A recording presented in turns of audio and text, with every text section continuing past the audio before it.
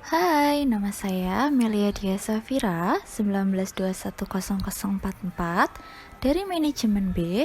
Di sini saya akan membahas tentang salah satu materi dari manajemen strategi, yaitu cash on delivery atau biasa kita sebut dengan COD.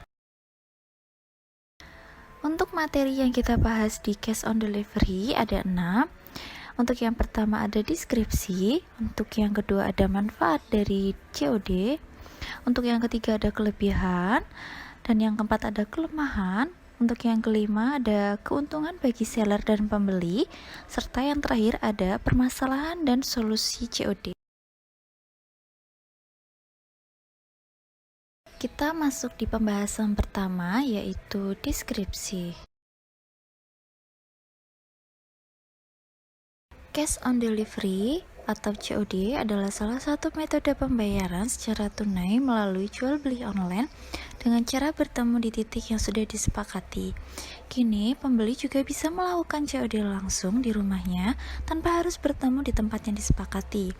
Sistem COD lebih ditargetkan untuk menyasar konsumen pemula dalam berbelanja online yang masih minim menggunakan layanan pembayaran secara digital.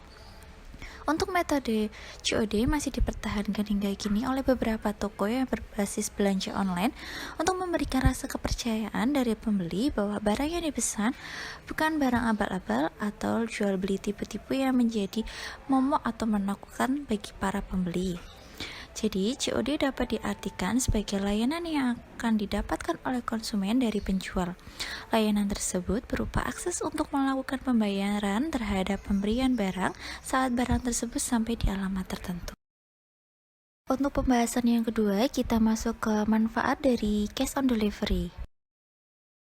Di sini ada 4 manfaat dari COD. Untuk yang pertama adalah hemat ongkos, karena cash on delivery akan lebih menguntungkan jika jarak antara penjual dan pembeli masih dekat dan masih satu wilayah, lebih baik COD. Untuk yang kedua ada meningkatkan kepercayaan. Sistem yang mempertemukan antara penjual dan pembeli secara langsung akan membuat kepercayaan antara keduanya lebih tinggi. Untuk yang ketiga adalah melayani pelanggan. Sistem COD adalah salah satu layanan yang akan membuat pembeli merasa senang. Hal itu artinya penjual benar-benar menjual barang yang sesuai dan tidak menipu. Untuk yang terakhir ada transaksi langsung, artinya barang yang dibeli tidak ada perantara pihak ketiga, begitupun juga dengan uang yang diterima dan dikirim. Sistem pembayaran ini lebih natural dan lebih simpel. Untuk materi ketiga ada kelebihan dari COD. Di sini ada 6 kelebihan dari COD. Yang pertama, konsumen dapat memeriksa barang sebelum memutuskan akan membeli atau tidak membeli. Yang kedua, jika barang tidak sesuai, maka pembeli dapat langsung komplain atau membatalkan transaksi. Yang ketiga, COD dapat menghindari konsumen dari penipuan. Yang keempat, konsumen tidak menanggung jasa pengiriman. Yang kelima, adanya jaminan untuk konsumen bahwa toko daring tidak fiktif. Yang terakhir, COD lebih banyak mendatangkan pelanggan. Pembahasan keempat mengenai kelemahan dari COD. Kelemahan dari COD, untuk yang pertama, COD akan menjadi permasalahan jika konsumen tidak ada di lokasi penerima atau lokasi tidak dapat ditemukan. Yang kedua, sistem tersebut areanya terbatas. Untuk yang ketiga, jenis barangnya terbatas. Tidak semua dapat menggunakan jasa layanan COD. Untuk yang terakhir, yaitu penjual harus siap dengan pembatalan atau keluhan dari konsumen. Untuk materi kelima, kita masuk ke keuntungan dari COD. Keuntungan COD bagi seller, yaitu pembeli yang berbelanja di toko online gak terbatas hanya mereka yang memiliki kartu debit atau kredit atau e-wallet, melainkan juga pembeli yang belum memiliki rekening bank, lokasi rumah yang jauh dengan ATM, atau belum familiar dengan metode pembayaran online lainnya. Mereka ini masih bisa mengandalkan COD saat berbelanja online. Keuntungan COD bagi pembeli, yaitu pembeli bisa tetap belanja online meski tanpa perlu punya rekening bank dan kartu kredit atau debit. Belanja online adalah hak bagi semua orang, termasuk bagi pembeli yang belum terbiasa dengan pembayaran non-tunai. Dengan adanya COD, siapa dan di mana aja bisa merasakan pengalaman belanja online. Keuntungan COD dari seller dan pembeli itu adalah kepercayaan. Kenapa? Karena belanja online memang sudah menjadi hal yang biasa. Sekarang ini masih ada beberapa orang yang masih takut untuk belanja online dikarenakan takut kena penipuan. Maka, COD menjadi pilihan mereka untuk merasa aman dan menjadi jaminan saat berbelanja online. Berikut 2 contoh permasalahan yang sering terjadi pada sistem COD.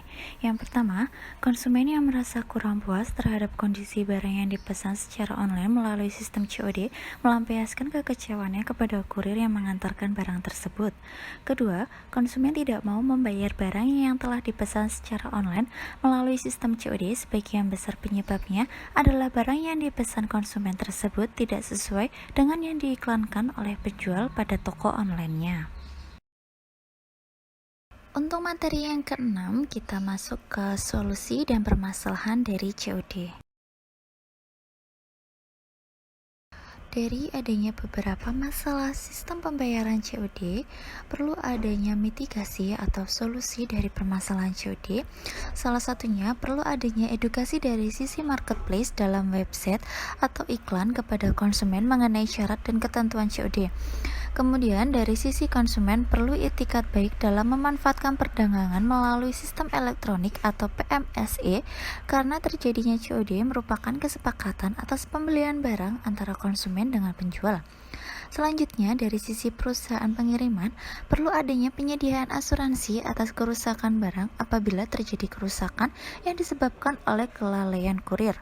Selain itu, perusahaan harus memiliki service level agreement yang jelas dengan marketplace sehingga ketika barang yang diterima mengalami kerusakan dalam kemasan, maka pengantar berhak menolak atau mengantar barang kepada konsumen.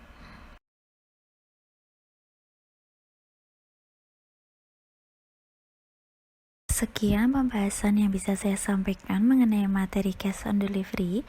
Terima kasih atas perhatiannya. Sampai jumpa kembali.